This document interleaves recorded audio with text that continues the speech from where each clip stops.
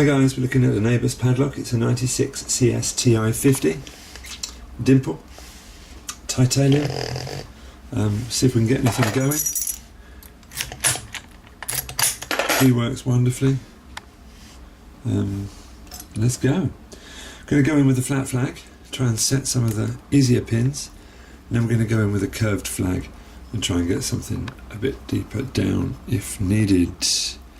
So straight in, number 2 feels like it's binding. We'll try and ease our way over the top of number 2. A little click from it, that's good for us. Number 3 now feels like it's binding.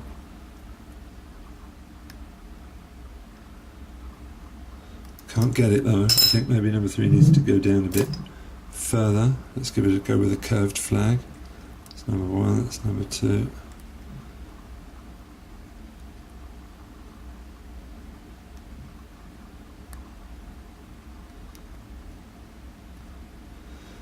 Maybe it wasn't binding after all.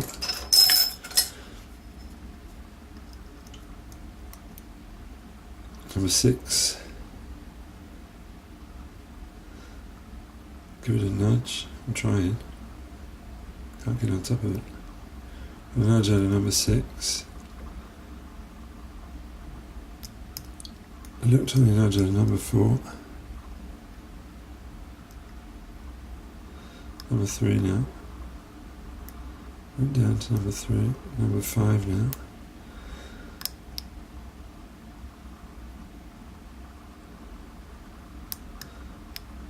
Can't seem to get on number 5. Can't seem to get number 5 down.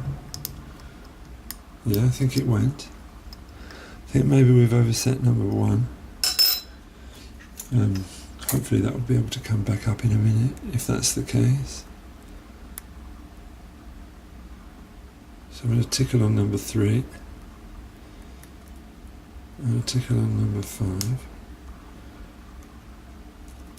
Because I know these 2 are the low ones. From looking at the key. I think we lost number 1. Hopefully we can get it back. I think we've got number 1 back.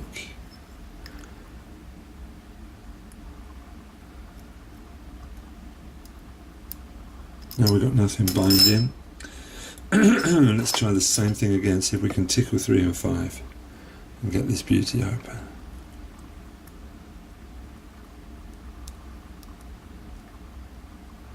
Well, I think I'm down on pin number 3 here. I don't think I'm getting anywhere with it. 1, 2, 3. I think pin number 4 doesn't feel set.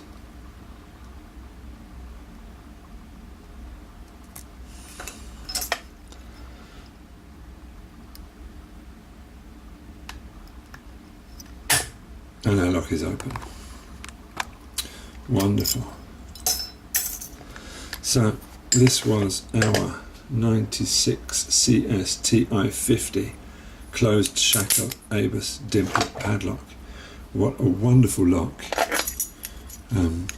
It's been sitting naughtily on my desk for a month or so, and once again it fell victim to my Spokes curved flag. That's the 4th lock in a week that I hadn't been able to pick, and in a week I've popped it open. So thanks for watching guys, that was a wonderful little lock. I hope you enjoyed the video. It's very short. I can't gut it, unfortunately. I'd love to let us know what's inside it. It really felt like we're talking about standard pins, and it really felt like that the key pins had overset traps. Picking this lock really made me think of the EC660 that I picked on this channel a month or 2 ago, with completely standard drivers, but key pins having an overset trap, a bit kind of like a Vachette V5 or something like that. Anyway, great, thanks for watching guys, what a lovely lock, see you soon.